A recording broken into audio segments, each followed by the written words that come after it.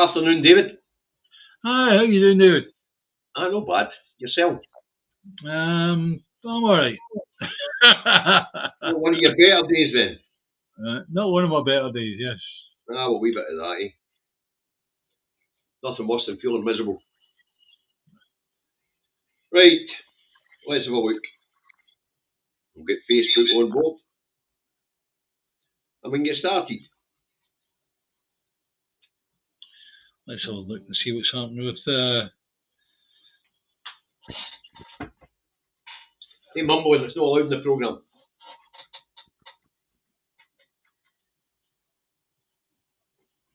Right, we're ready to kick this off. Here we go. Yeah.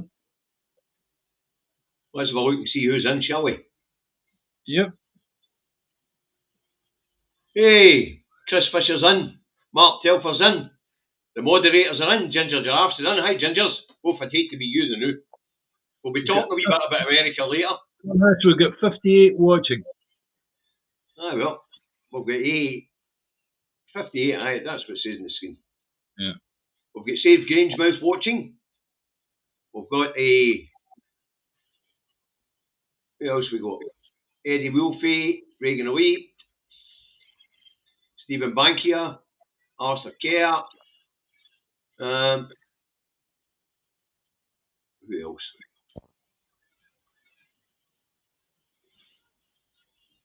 Anyway, right. I'll scroll back there again so I don't miss nothing. Ted Boy, Margaret Mackay, Robert Bruce. Numbers are climbing nicely, David. We'll just get a Facebook in and we'll get started, alright? While we're doing that, I'll get the page up I need.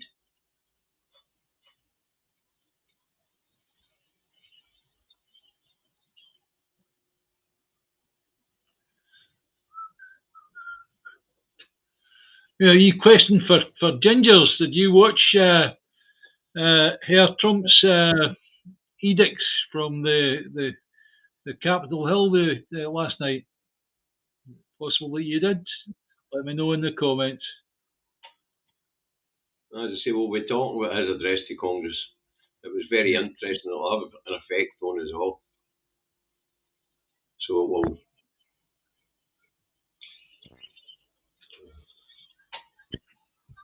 So, any Facebookers in yet, David? Sorry? I'm just looking at... you can't see whether they're on board or no. Aye, here we go. Get Stuart Crockett in. Hi, Stuart. Right, let's get this underway. Tories want to reduce school leavers' age from 16 to 14, David. Well, in actual fact, it's like... I don't know why he didn't just go all the way and make it whereby there is no school leaving age as far as that's concerned, right? And point to several Tory fucking chimneys that you could say needed cleaning, and we'll put a wane down each one of them. Disgusting bastard. We need good education for our children. We need our leaving age to be, I don't know. Let's take a leaf out of Finland's book. They don't start school until they're 7. Don't leave until they're 18. And they don't leave until they're 18. Well, anyway, Russell finally gives a speech in Edinburgh. Yeah. Where he says, this could be done within UK law. We could lower it to 14 and send the children out of school at 14 into what he calls positive destinations, which is the name of a programme that the Scottish Government's already running. And that is that you can legally leave school at 14 if you've got an apprenticeship or if you've got a place at college within UK law. Right? Mm-hmm. Finally suggesting that the schools are under pressure. I thought we had a fallen role in too many teachers last week. Last week we were shouting for the amount of teachers to be brought down because the amount of students in each class is coming down. Mental. Anyway, he wants to get the working class boys out of school, out of education, and into training. Aye. All very well for jobs. No, we need a few more brickies, we need a few more of this and a few more of that. It's like Finley's obviously thinking of himself. He's maybe got a garage in his building and he needs a few brickies. Get him out of I don't school. know about that, but how many 14-year-olds do you know that's going to show up for an apprenticeship? You can't get the fuckers after computers. I think it's disgusting. I really, really, honestly think it's disgusting. Well, anyway, Jenny Gilruth, the Education Secretary, says this is Dickensian stuff. He wants to stuff kids back up chimneys. Right. In other words, this is the Tories showing themselves in their usual Tory light. He doesn't want any equality. He wants people from poor backgrounds, their children, to be out of school as quick as possible. And the labour force as quick as possible because we've got an aging demographic. That's right. Anyway, Tina Chalmers has said it's dumbing down the population. Yeah. His argument is that some of these kids are just unruly, they're not good at school, they're getting in the road, the middle classes and the upper classes getting a good education in the state system. That's his argument. So, and of course that was a subject he brought up in First Minister's Questions today. Where does he get these ideas? Where does he get these ideas, right? Yesterday, I watched, if you like, a debate on politics, the BBC Two politics programme, lunchtime.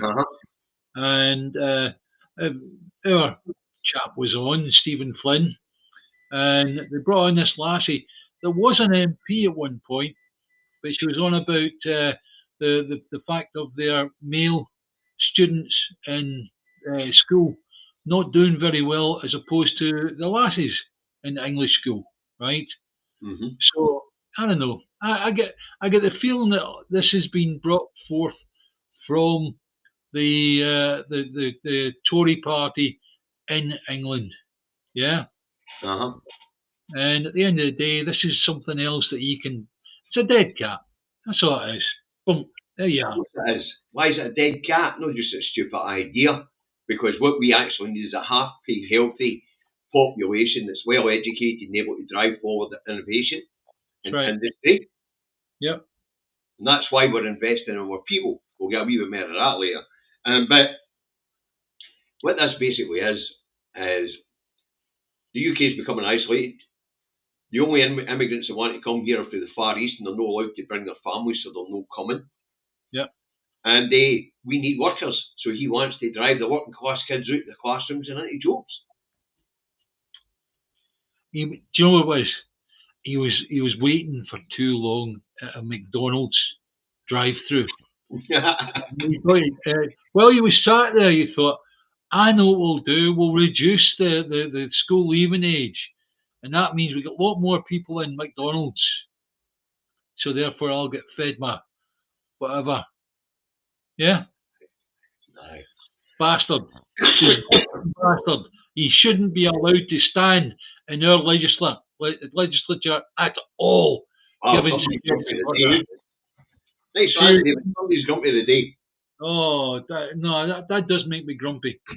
Well, David, you and I and our audience understand that if you want your economy to flourish, you need happy, healthy, well-educated people.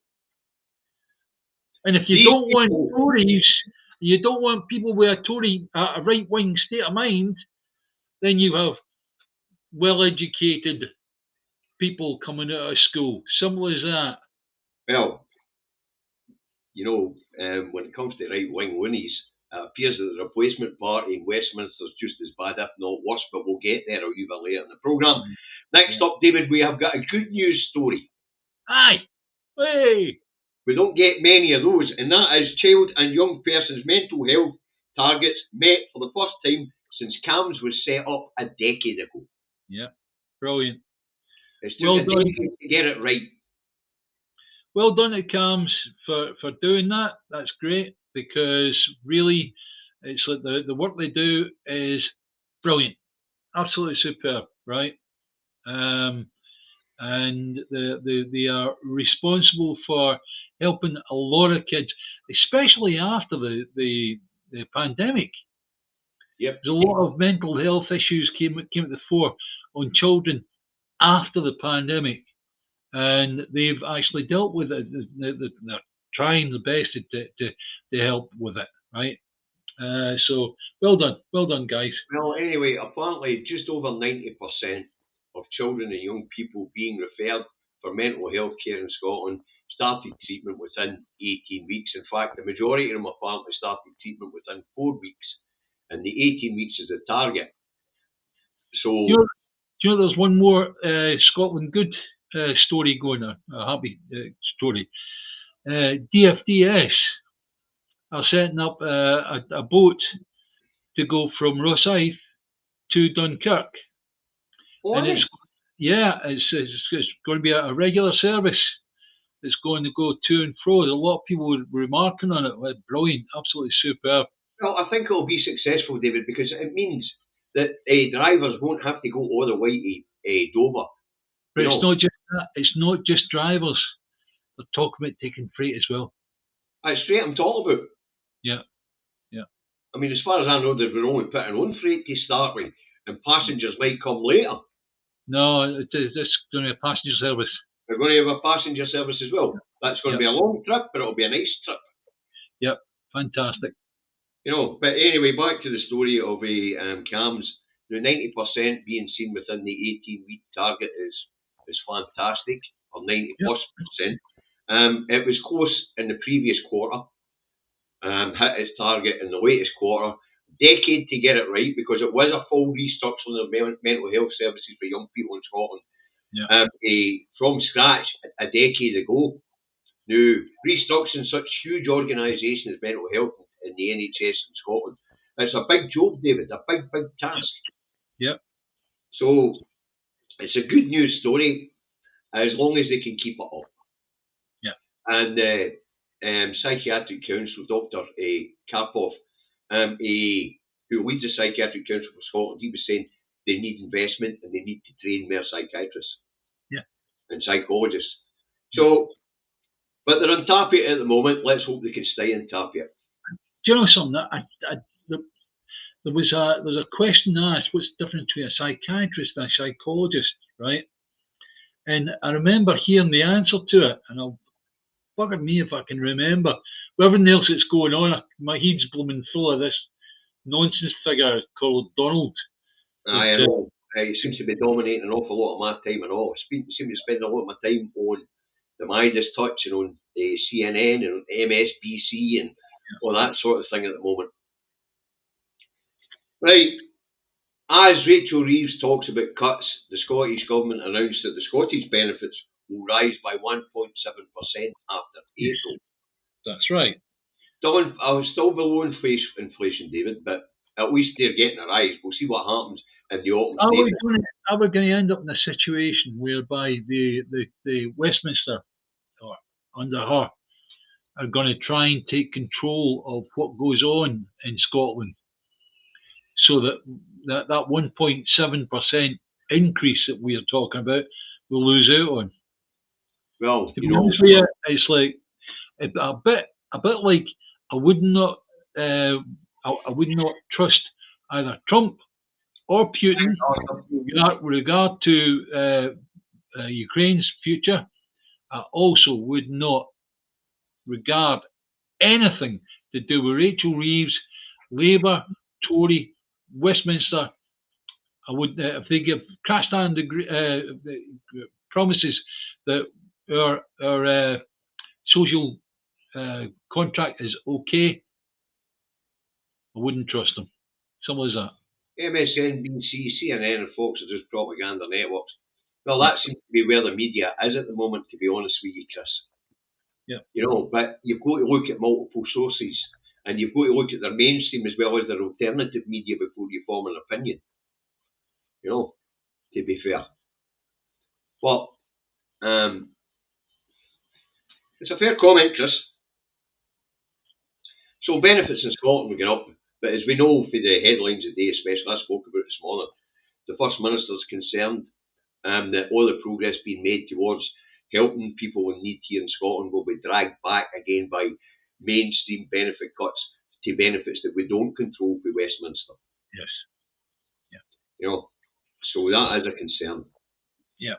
Will 1.7% be enough to compensate for the damage that Reeves is about today? We won't know until the autumn statement. The spring statement. The child payment is going up by 45 pence. It's no fortune, David, but it's better. Hey, I tell you what, see that 45 pence? That's, that's something. You could take that 45 pence. That's each and every single week we've got an extra 45 pence. You'd be amazed if you've got a few kids. You're talking like a bag of chips or whatever, and it's a food. It's something to put in their stomach. It's a tin of beans anyway. Yeah. For the right supermarket. Yeah, with the right supermarket. As I say, but right across the 15 Scottish benefits, they'll go up by 1.7%. How that will be impacted by what Rachel Reeves does in the spring statement, which is coming up in the next couple of weeks. Yeah. That's yet to be seen. Right, let's move on. We've got another couple of big hitters decided they're going to stand down from Parliament and no stand for re-election next time up. Shona Robertson and Fiona Hislop join the ranks of SNP MSPs not standing again, of which so far we've had 17 SNP MSPs saying they're no standing again. We have had one Lib Dem, one Labour MSP say they're no standing again, and we've had the Lib Dem and two Tories have said they're no standing again. And amongst all the names, there's some really big hitters. For each of the political parties standing down, as you know. We've got Fiona, we've got Shona, we've got Annabella Ewan, we've even got Michelle Thompson all standing down. These people have been big hitters in the SNP for a long time, David.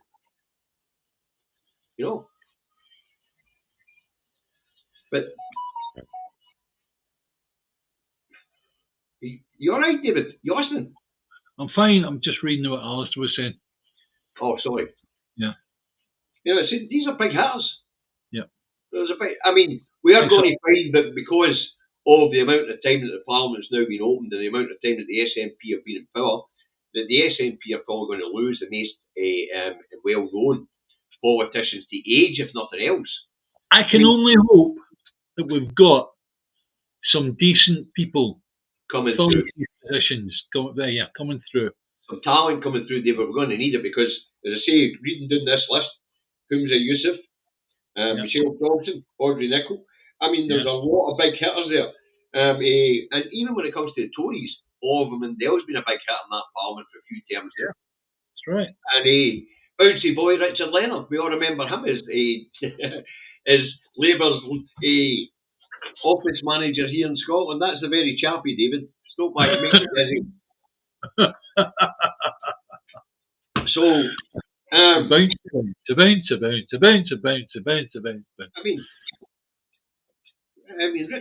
Leonard, he was a leader of Labour here in Scotland at one point. Let's all look at this as blackly as we have. Let's look on it with a positive view to let's bring people through that are talented, independence, and they've got the talent and all the rest of it to be able to make it happen. And there was some of them who lost their Westminster seats who might be the right people for those positions, David. Yeah. I'd like to see Mary Black in that Parliament along here. Yeah, that'd be wonderful. Aye. Mary Black in Wallerwood would be fucking phenomenal. Especially getting seasoned doing that road for 10 years, you know what I mean? Yeah. Maybe give her a phone call, see what her intentions are. Aye. Be interesting, that one. It would be.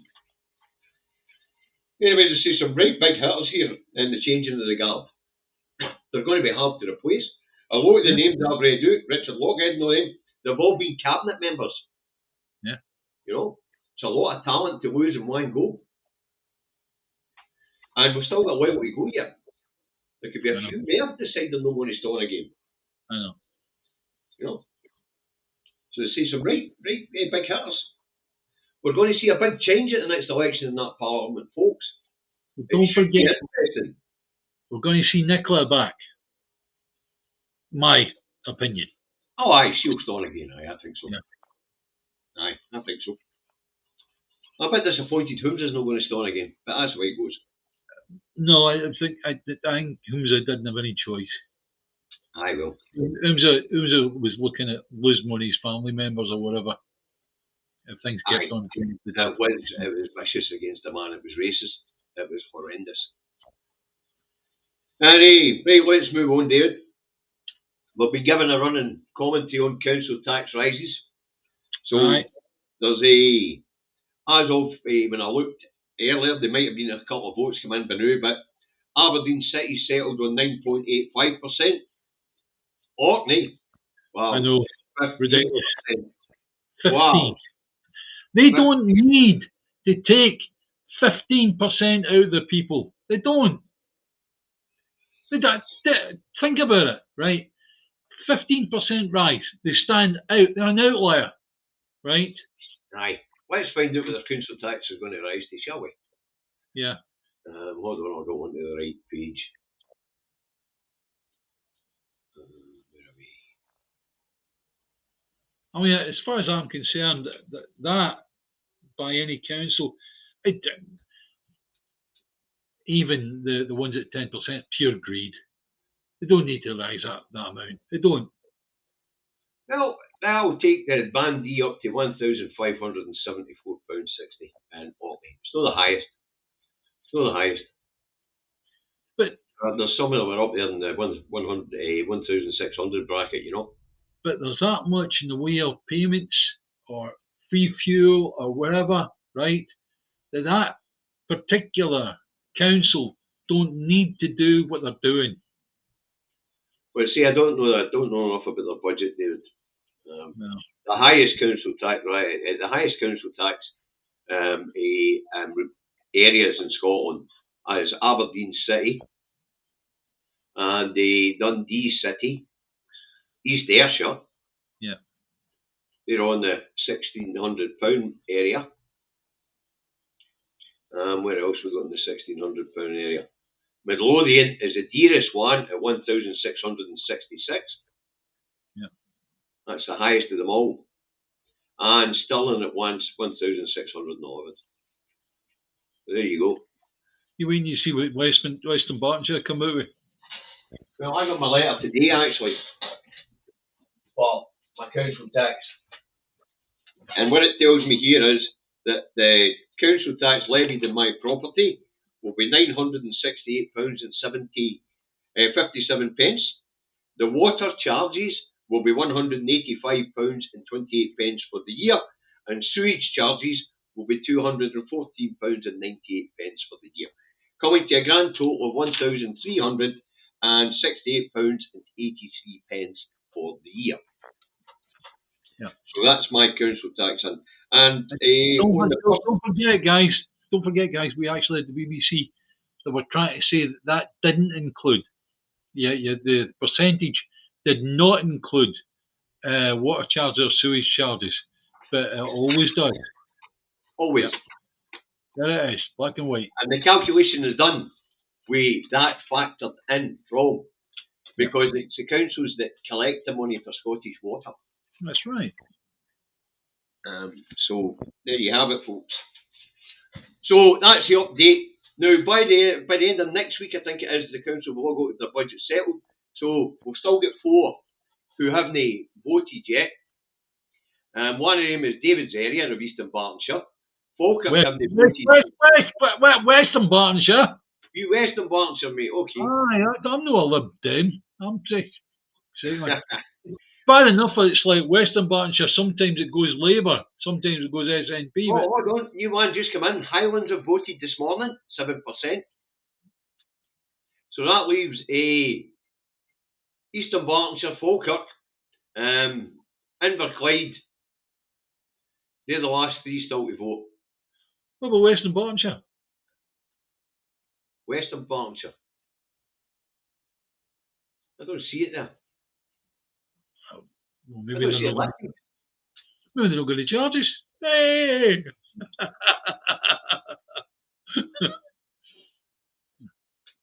Wait a minute. I think you might have been voted already, David. Well, I've not in my letter. Western Barnshire, you get 11.5% rise, David. Oh yeah, bastard. Ah, yeah. Your council tax is going to £1,559.86. Gouged again. So there you have it, folks. Only 3 councils still to declare. Yeah. We'll let you know what they come away with. But some monumental stuff going on in the council tax area in Scotland at this point in time. Yeah. And the average straight across the board there was about 10%. Well, to be honest with you, I don't know how people are affording to do it, by and large, right? Okay, the wee lady that lives along the end here, right?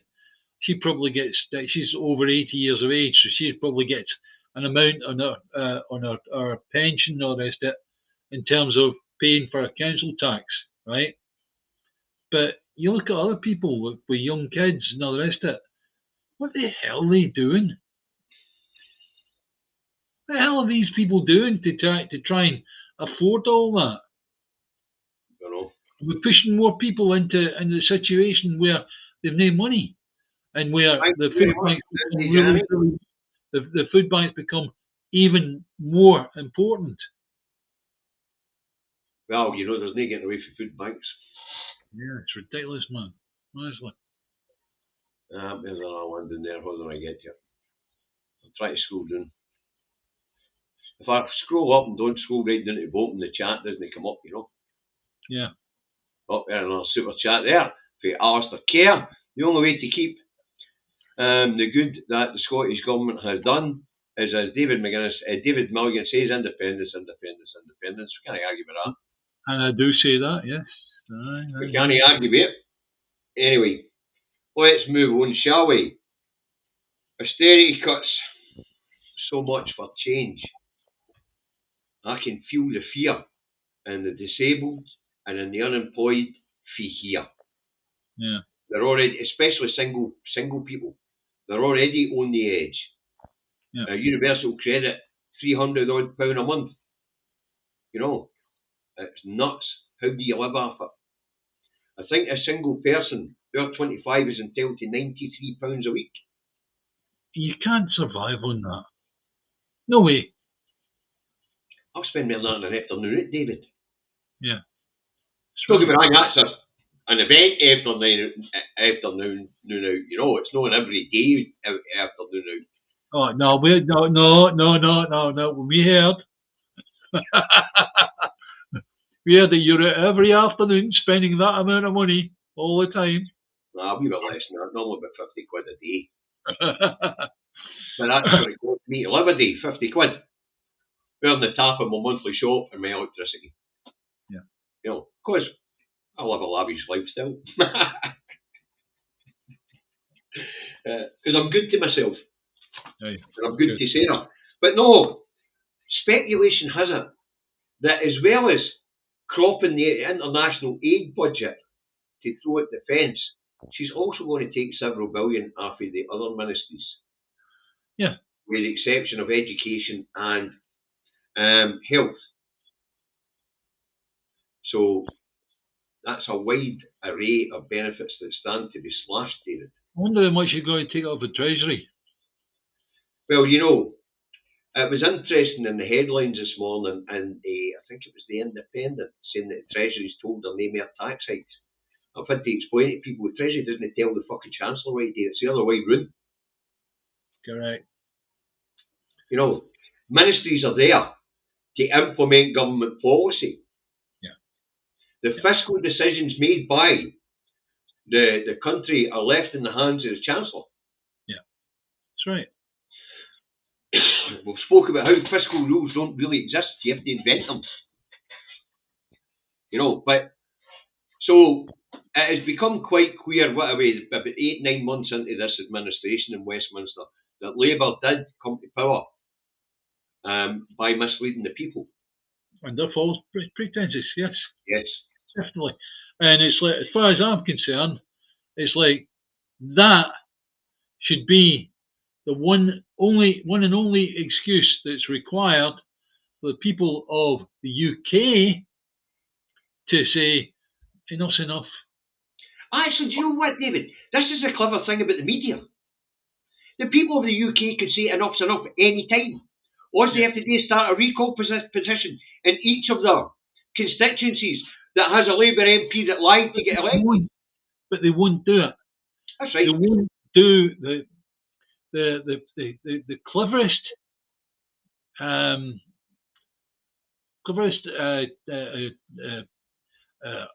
strategy that I've ever heard is where you take small areas, small individual communities, and you get them to start this, right? Start the ball rolling. Then you get other communities do the same, until eventually everybody's in there doing the same, right?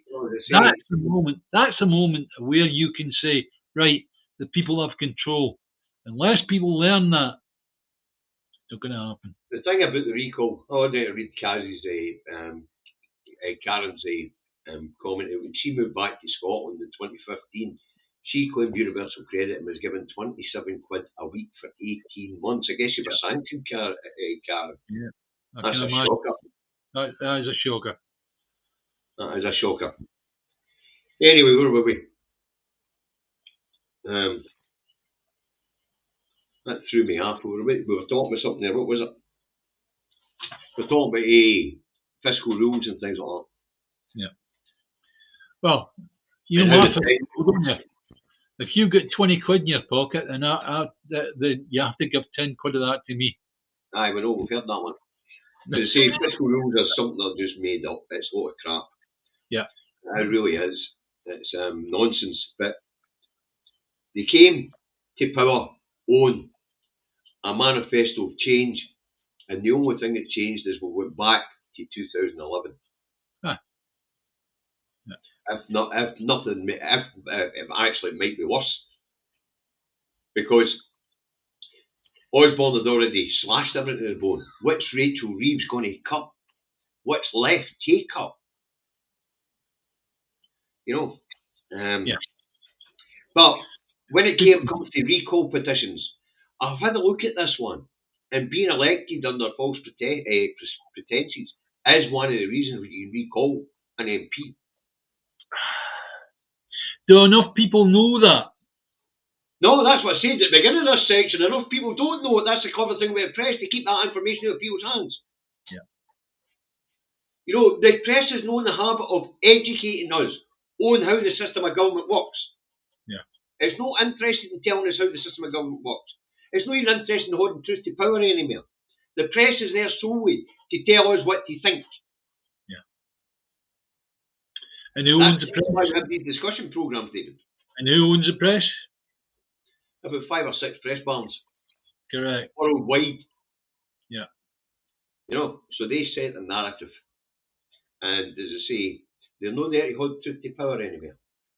They're there to set the narrative for the populace. Yeah. You know, they are very dangerous. The press is very dangerous at this point in time. The mainstream media is probably a greater danger to us all at this point in time than anything else I can think of. And that includes wars, because the mainstream media drum up the war. Yeah, that's right. They make the ordinary man in the street feel fearful.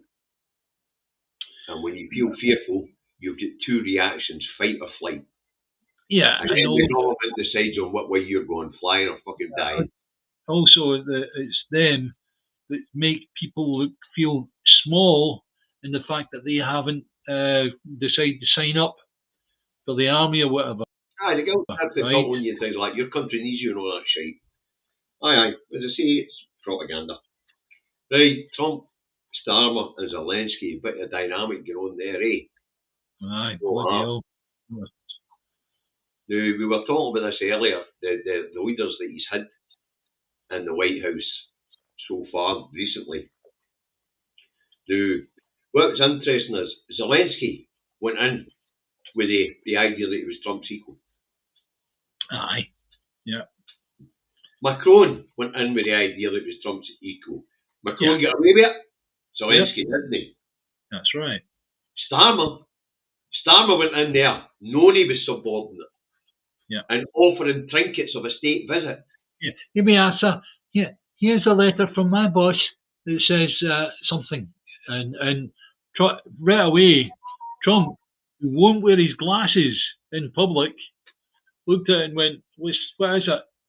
And someone would say, "Oh, it's an invitation from His Majesty the King to invite you to come and join." And he looked at the back page, and he's looking for the signature, right? And the nonsense out of Trump's mouth regarding, "Oh, it's a beautiful signature." He couldn't see the fucking thing. No, interested in that, but David, I'm interested in the position that Starmer took. Yeah.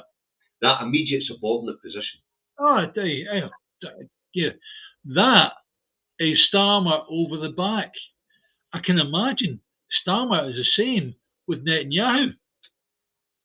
He appears to be quite weak anyway. Yeah.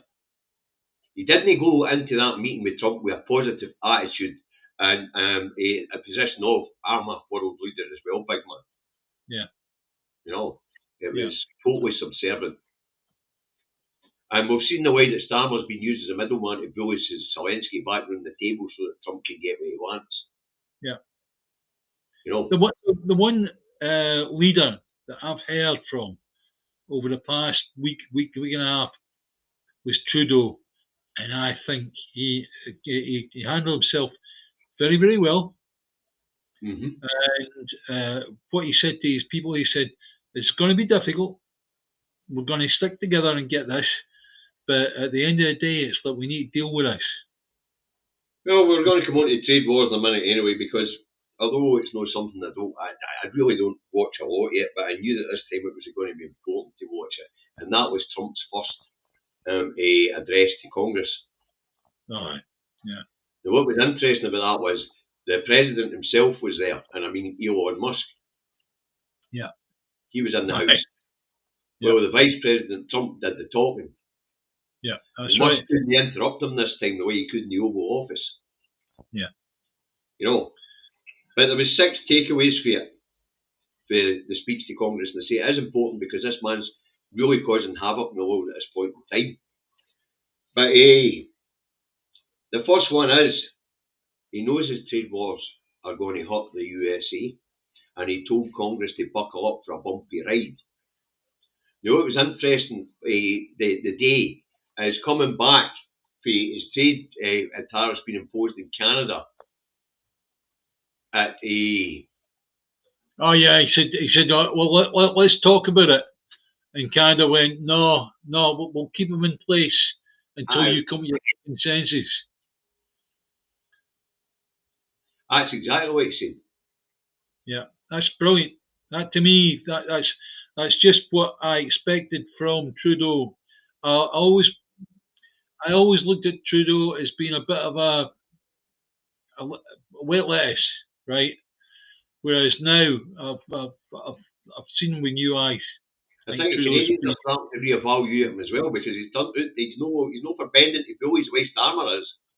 Yeah. You know, he just isn't for bending to bullies. And when it comes to trade wars, as you say, David, Trump's now trying to wiggle his way out here because the stock market's crashing. Yeah. And Canada's just said, "Fuck off and come back when you're ready to talk sense." Yeah. Meanwhile, diverging their trade away from America, divesting from America. You know. Yeah. They say the way to deal with Trump for us guys is boycott American goods and divest if your pensions are involved in American funds. Yeah. And also, when Trump arrives here in Scotland, and watch out because he will, right? Make sure that you're on there giving him yeehaw. Simple as that. In Scotland, anybody in Scotland that agrees with Trump coming, I actually look at their blooming mental faculties as far as that's concerned. Anybody likes the idea of Trump. Well, I didn't know that the ex-boss of the Oh, yeah. You see it. My sister used to work with him. Ah, with Mark, didn't she? Yeah, but no, it was Nancy used to work with Mark Carney. Yeah. I liked him, especially during the Scottish referendum. Yes, Mark Carney was great. Yeah, he was. Right, the third thing, the other thing, the second thing I took for it is that he's quite willing for US-Ukraine relations to be strengthened as long as he gets what he fucking wants. Well, you said something to me before the show that he could be in Putin's pocket. Possibility that Trump is in Putin's pocket. Well, that's what the president of France told the French people yesterday. That's right. Okay. So, Trump wants rare earth minerals from Ukraine, right? Yep. He's also got his eyes on Greenland, which also has rare earth minerals. So is Canada. Canada's going fuck off, right? Greenland is going fuck off, right? And the only thing that's left is Ukraine. Do you think that Putin is going to be happy with Trump holding all the cards in terms of rare earth minerals? No, he's going to throw his dummy at the pram. Of course he will. Of course he will. Because Trump will sign a deal for the rare earth minerals on the Ukrainians' all border. Know where it sits now with Russia taking out. So, in other words, what could happen is we've got the whole thing about the rare earth minerals is that, right, we sign a deal on that. That means that you've got the Americans as a backstop. Yeah. Then what happens is Trump goes, no, we've decided against it. We're not going to bother. And we're not interested in your rare earth mineral because he is in the back pocket of Putin. Don't know about that, but what we'll say is that if Trump signs a deal for rare earth minerals, he's going to need the Crimea. Yeah. So he'll be signing that deal based on the Ukraine's all borders. Yeah. So it won't happen. That would with Putin. It won't happen. Anyway, like everything else that we've looked at on this, Putin actually made an agreement, right? Of fine, we're going to back off wars and all this, right? And then what happens is a few months' time he's going to come back again. I think the whole thing is getting stage managed. It's an extortion racket, David. Of course he'll go back again. Donny the Don thinks he's a fucking gangster. No, but if he's a gangster in the back pocket of another gangster, that's what it's all about. Well, maybe they'll split the assets. Yeah. Right, the third thing I took for his address to Congress was the madman still thinks he's going to get his hands on Greenland. Yeah. He's already got American bases on Greenland. That's right, aye.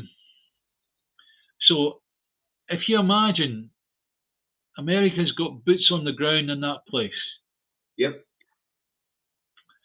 But the people in Greenland, they're very hardy, very, they're not going to take any nonsense. I knew a good friend of mine was Vibeke. She was Danish. Her father was a schoolmaster, right? Who was Danish, and he moved to Greenland to take over one of the schools, right? But the way that these people are brought up and all the rest of it is much harder than any American could ever manage. We're talking about even if there's special force in there, these people would be able to take out Americans left, right, and centre if they really, really, really put their minds to it. So, the idea of America going in and taking over Greenland, it's putting boots on the ground is not going to be so easy for them with Greenland. Well, Putin has the minerals. They're in the Donbass. I don't know where the rare earth minerals are in Ukraine. I haven't looked. I imagine the Crimea, though, because it's wilderness to be planted there. Yeah. In actual fact, if we are if what you say is correct, is Donbass and Putin already has it, then Donny could actually go, well, sorry, but one of those things. The fourth thing I took for it is he's standing behind Musk and Doge as they bulldoze the federal government and the structures of the federal government in America, which is quite scary. Yeah. So not just is he creating chaos in the world markets, he's creating chaos within America. And the Department of Government Efficiency. Yes. That's a joke. It's like how many 150-year-old or 250-year-old is receiving a payment check of the federal government at the moment? None. That's right. He also says he'll fight any democratic pushback. Bernie Sanders did it the right way. He actually he did a response to everything that Trump did. We'll get into that. Crap. Really was. That, he also says he'll fight any democratic pushback against his policies from within his own party. Yeah. And apparently he's betting the US economy on cheap fuel. Pump, baby pump. Yeah. And he's hoping that'll bring down inflation if he can pump out as much, or he can pump out enough energy to bring down prices. Yeah. Well, everything else goes up. He thinks bringing energy costs down is going to flatten out inflation. I think he's flipped his fucking lid. But Canada's taking the right approach with him. Mexico's taking the right approach with him. The UK is quivering in its fucking boots because it's cash free in a world of economic uncertainty since Brexit. You wonder how much Putin had his fingers in that pie. Because the Tory party was awash with Russian money at the time, remember? Right. Oh, well, also, what about, has anybody mentioned Lord Lebedev of Siberia that sits inside the House of Lords? Or the 250 grand given to fucking Bojo so his wife could play tennis with. That's right. Or the weekend that Bojo went missing so he could go and spend the evening, a pleasant evening of drinking and all sorts with Lord Lebedev and his dad, who was a KGB officer. At a bunga party, whatever the hell that means, in Italy, we know. And he left the security detail behind as well. Yeah, at the time, I remember writing to Ken Clark. Do you remember Ken Clark? I do, aye. Big cigar, right? He's Mr. Tory, right? But he some sensible remarks that he did.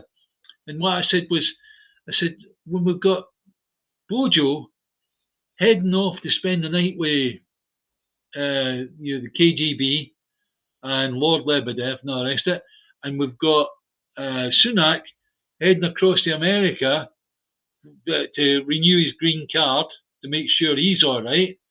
When it all comes to all, who have we got actually running Britain? Well, at the time the Tories were in, it was the Russians knew it's the Israelis. Aye, that's right. Absolutely. What they've done is change the sponsorship on the jacket. Aye. As we were talking about earlier, because this red Tory party are no any different to the blue Tory party. Yeah.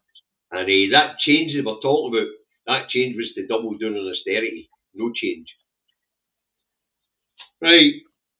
But to generate fear while doing it, and this time it's in the interest of national security in a big scary world. Yeah. If we take Anthony Wedgwood Ben's words at face value, right? There's two ways of got controlling you. One is fear. The other one is basically make you into nothing, right? Okay. And basically that's where they're taking us. That's where they're taking the people. And I don't talk about Scotland here. I'm talking about the United Kingdom. That's where the people of the United Kingdom are being taken at this moment.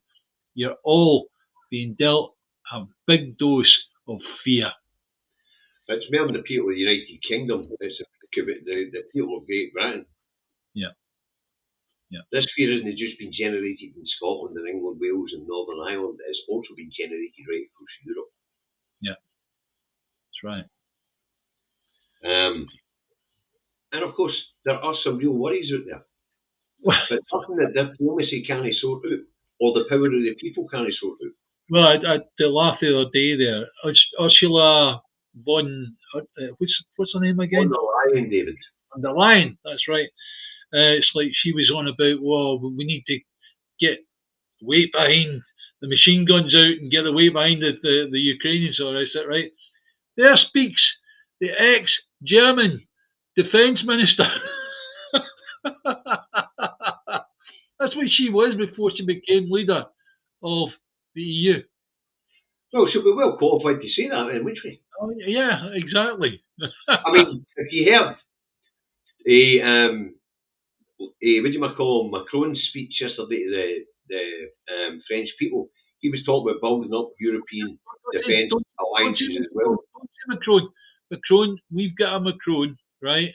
Say Macron. Macron. Macron is the French president. Macron is a chap who wrote a document that got made top secret. I'll say it a fucking well want, alright?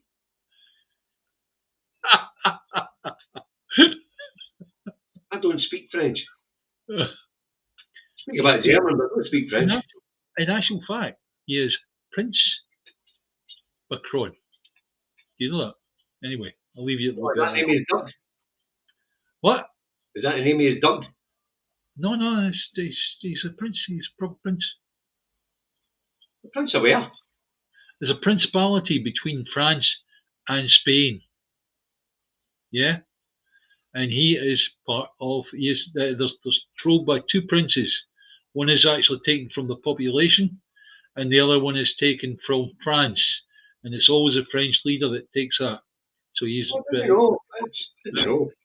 I mean, I dare say with France being sort of federal, there'll be all sorts of things on there that I don't understand. No. It's a separate country. Yeah. Well, anyway, what he was telling the French people yesterday was the old alliance with America's over. Trump can't be relied on, and that they need to build up their defence, the European defence alliances, and get the European army moving. Yeah. The idea of a joint European force, no doubt by treaty, but no by actual creating a single force. You know, so the armies will stay individual, but they'll be linked by treaty. It's another NATO. Yeah. It's another NATO. That's basically what you've got. He's suggesting a new alliance, that's right. Yes. Right, a few minutes we've got left, David. The one thing that's going on with this Trump carry on is it was keeping Gaza off the front pages. And it's still keeping Gaza off the front pages. But as you know, there's been talks going on for the second phase of the ceasefire, which isn't going to happen for the looks of it. And as we also know that since Sunday last week, or Sunday, the beginning of this week, if you like, all humanitarian aid has been halted. And medical aid's all been halted getting into Gaza. They've turned the electricity back off again. Dreadful, dreadful. But the Arab nations went along to the peace talks, or the ceasefire talks, and presented a plan for the governance of Gaza at the end of the cessation of fighting, when the peace comes. And Israel and the US threw it out the one day, saying, no, we're going with Trump's plan. We're going to clear the people out of Gaza, and we're going to build a playground for the rich on the Gazan coast. Yeah. Which, what do you say to them?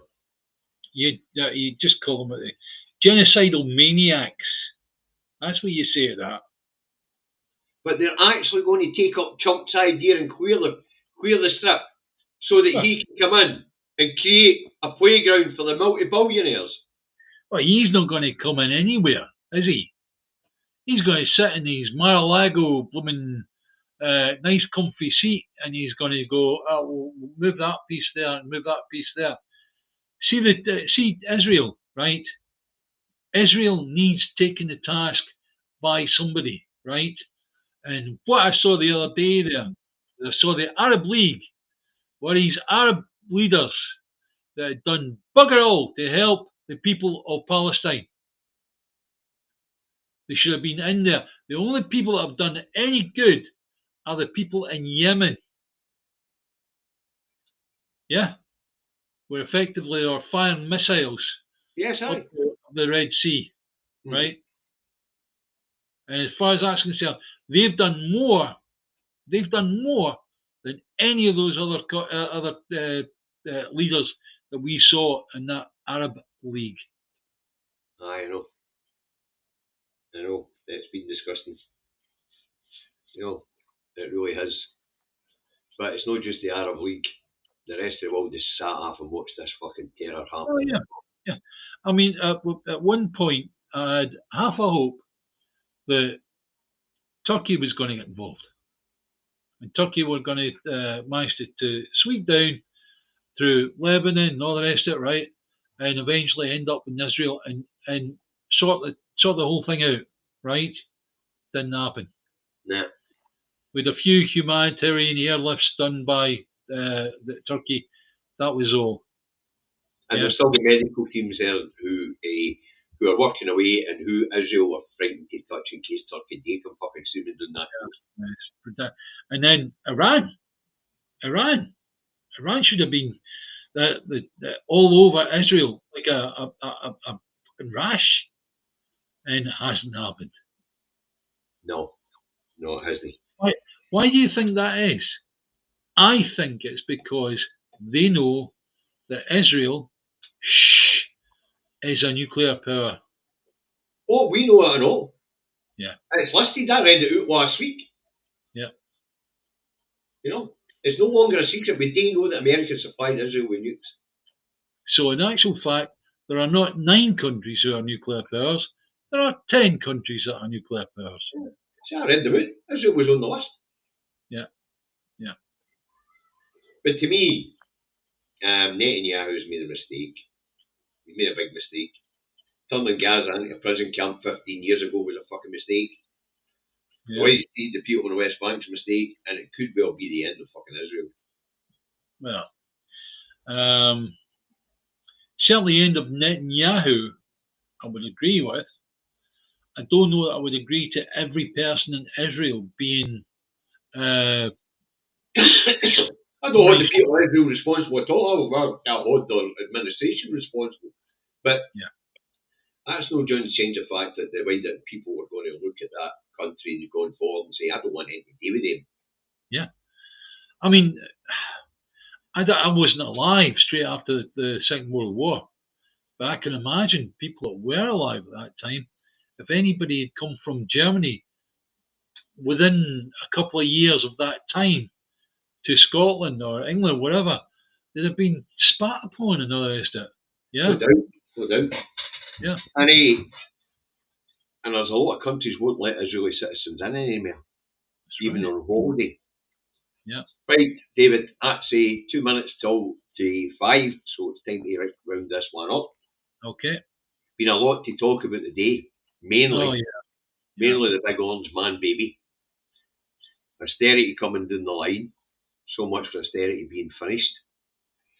And some mad Tory thinks he's going to drop educational standards in Scotland, but the Tories will never be in power. It's fucking irrelevant. You know. So, folks, we hope you found it interesting. We hope you found it informative.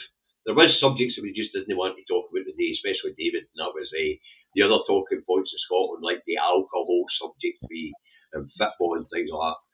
Yeah. Been there, done that. Also, the thing about Trump and all the rest of it. I've been in Scotland today and all. Last night I spent all my time trying to find out the latest in terms of the missiles, fails, and all the rest of it, everything to do with that, right? I ended up going down the rabbit hole. I went down the rabbit hole, I ended up the far end of the field coming up, and then I went back down the rabbit hole again, and we haven't discussed any of that today. Thank Christ, because your conspiracy theories get a wee bit weary. A bit long-winded, dear boy. Yeah. Hey. You'd be bored if you didn't have that. You'd be fucking bored, wouldn't you? Huh? No, I've got my own rabbit holes to get in. Anyway, thanks for your super chats today, folks. Thanks to the mods for moderating. Hope you found it interesting. Hope you found it informative. Hope we've covered covered a few things that you didn't know about, like the improvement in child and adolescent mental health services. So I'll be back tomorrow morning, 10:30, to do it again. David, you'll be back on Monday. Yeah.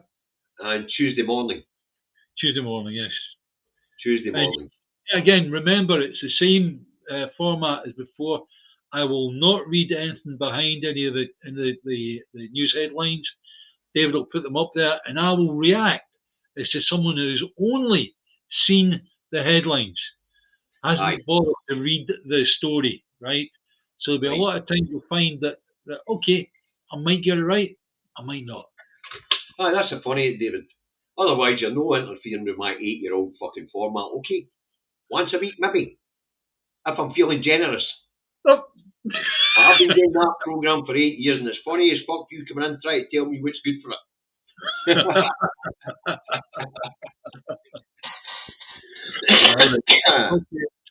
Okay. Right, guys. Bye-bye, guys. Bye, right. David. And remember, no, you don't get a fat like Milligan. What? You keep talking about wanting to do single issue programmes. My next day off will day one on reform. You've got your own Restream studio. Learn how to use it. Start putting content out. I've managed to get one programme out. Well, all you have to do is learn to schedule a programme so that you've got a time it's going out. And then, bang, do your one issue subject. All right. At this moment in time, the main strike of the news platform is really, really heavy to do any research. We're talking about Trump and Ukraine and all the rest of it, right? And it's like, you go down that, you're going down a rabbit hole. You really are. You know what? Turn that fucking Coronation Street and everything else then and get on with it. All right. Start putting your own content out and see you try to invade my program. Last night, I watched Corey. We recorded it. Fucking brilliant. As I say, put your own programs out. Stop trying to invade mine. Right, folks, look after yourselves. Right. And I'll see you tomorrow morning. You see him on Monday and Tuesday. So, time for independence. In your case, it's time for a fucking haircut. Keep your eyes on the prize, folks. Bye.